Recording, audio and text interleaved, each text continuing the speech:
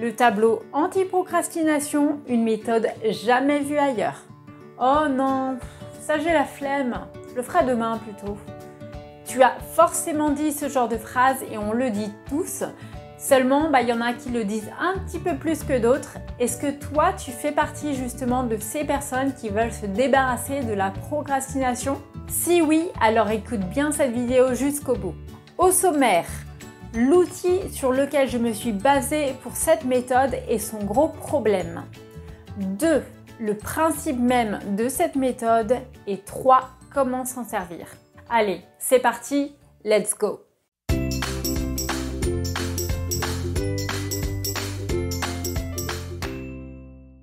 Le tableau anti-procrastination, c'est vraiment une méthode qui est personnelle, que j'ai inventée. Donc, théoriquement, tu ne le retrouveras nulle part ailleurs, ou du moins dans les premiers temps. L'outil sur lequel je me suis basée pour ce tableau anti-procrastination, c'est le tableau de visualisation. Alors peut-être que tu connais déjà, si tu t'intéresses un petit peu au développement personnel, comment atteindre ses rêves, etc., ses objectifs.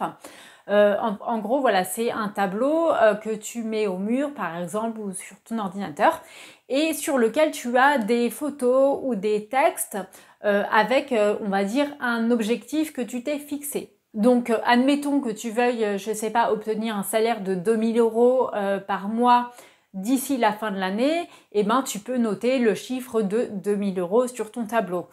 Pareil, si tu veux créer ta société cette année, pareil, tu mets soit une image d'une personne qui a créé sa société. Et donc le but, c'est que en fait, tu le regardes chaque jour et en fait, tu visualises tes rêves, tu visualises tes objectifs et donc tu es censé en fait les atteindre plus facilement comme ça. Alors dans l'idée, c'est parfait. Dans la pratique, parfois ça marche, parfois non. Après, ça va dépendre de tout un tas de facteurs différents, de ta personnalité, de tes objectifs. Parfois, il va falloir quelques réajustements. Mais on va dire, l'idée est là. Après, c'est comme tout, il faut tester. Le gros problème avec cette méthode, c'est qu'en fait, parfois, il va être difficile en fait de s'imaginer une vie rêvée alors qu'on y est loin. Tu vois, par exemple, si tu te mets une photo de quelqu'un qui travaille sur une plage avec un cocktail à la main, alors que toi, clairement, en ce moment, tu galères avec ton patron et toutes les contraintes qui vont avec, comment te dire que l'écart est énorme et que du coup, tu vas avoir du mal à te projeter et c'est normal. Alors pour certaines personnes, ça peut marcher. Pour d'autres, non. En fait, tu peux te dire, ok, moi je suis là, il faut que j'arrive ici. Ça va être trop compliqué et finalement, ça va faire l'effet inverse, tu vas te décourager. Donc moi, ce que je te propose avec ce tableau anti-procrastination, c'est qu'en fait, au lieu de miser sur ton objectif, ta vie rêvée, on met plutôt l'accent finalement sur ta situation actuelle et ta douleur. Donc si on reprend l'exemple de l'objectif des 2000 € par mois, en fait, il faudrait te demander qu'est-ce que ça te permettrait de faire, le fait d'avoir cet argent. Qu'est-ce qui te fait souffrir en fait? Est-ce que c'est le fait que tu peux pas t'acheter n'importe quoi, tu peux pas te faire des petits restos, tu peux pas t'acheter des vêtements, est-ce que c'est le fait que tu peux pas faire plaisir à tes enfants, tu peux pas investir, tu peux pas faire des voyages, peu importe. Quelle est la douleur? Et du coup, imagine, toi, tu aurais trop envie de te faire plus souvent des restos.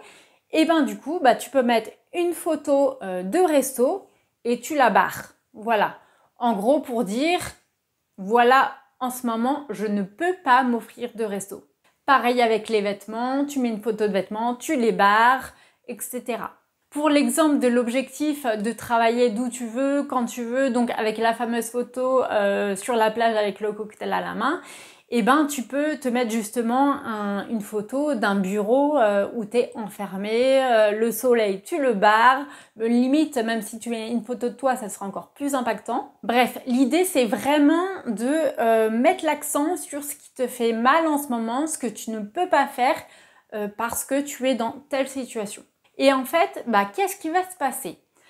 Quand tu vas vouloir te mettre à travailler et que tu auras la flemme, tu vas lever les yeux vers ce tableau Et là, bah, tu vas réaliser que, ok, en fait là, si tu te bouges pas concrètement, eh bien, tu seras toujours dans cette situation où tu ne pourras pas t'offrir une garde-robe, des restos, le bureau sur la plage. Et du coup, bah, ça va te faire prendre conscience que ta situation actuelle, tu n'en peux plus, qu'il faut que les choses changent et que pour ça, il n'y a pas d'autre moyen que de se bouger.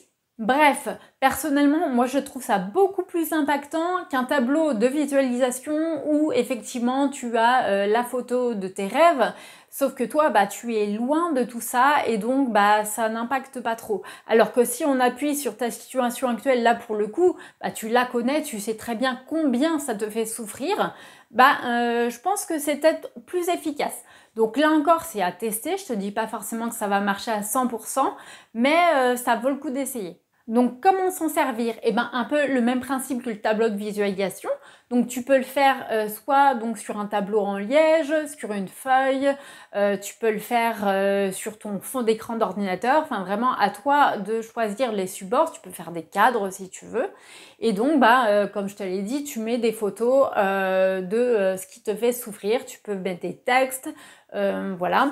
Tu peux, pourquoi pas, mettre la photo donc de ta situation actuelle barrée et à côté la photo de tes rêves, pourquoi pas, peut-être ça peut t'aider.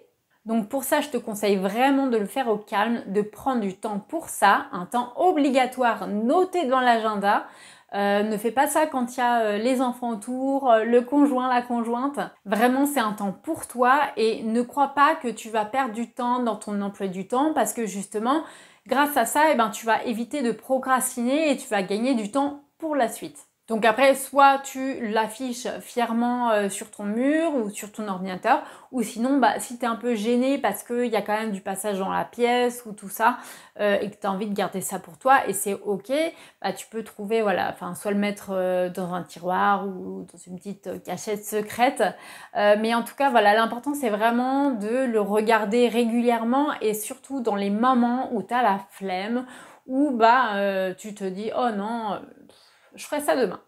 Parce que souviens-toi, il y a une célèbre citation qui dit « La détermination d'aujourd'hui mène au succès de demain ». Donc vraiment, l'important, c'est la régularité, d'avancer pas à pas.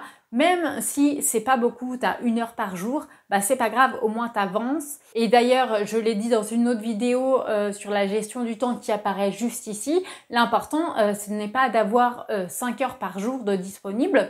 On peut très bien en fait faire le même résultat en très peu de temps. Il suffit d'être bien organisé et productif. Sur ce, je te souhaite une bonne journée, une bonne soirée et je te dis à bientôt. Ciao!